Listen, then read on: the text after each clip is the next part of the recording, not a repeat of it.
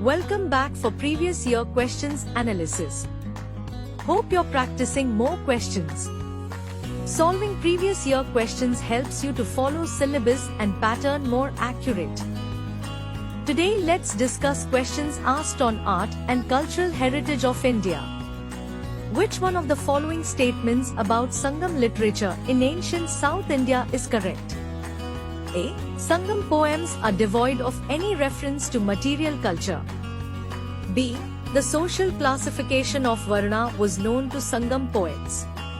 C. Sangam poems have no reference to warrior ethic. D. Sangam literature refers to magical forces as irrational. Option B is the correct answer.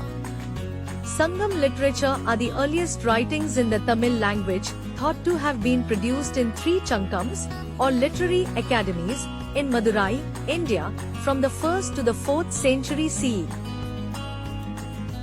The social classification of Varna was known to Sangam poets. There is mention of the Arashar, kings, Vashyar, traders, and Velalar, farmers.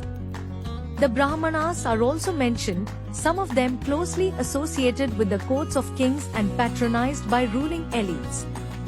However, the fourfold Varna classification had little application to ancient Tamil society. The Jati system was not a feature of this society either. Let's see another question.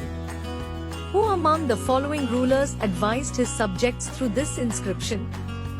Whosoever praises his religious sect or blames other sects out of excessive devotion to his own sect, with the view of glorifying his own sect, he rather injures his own sect very severely.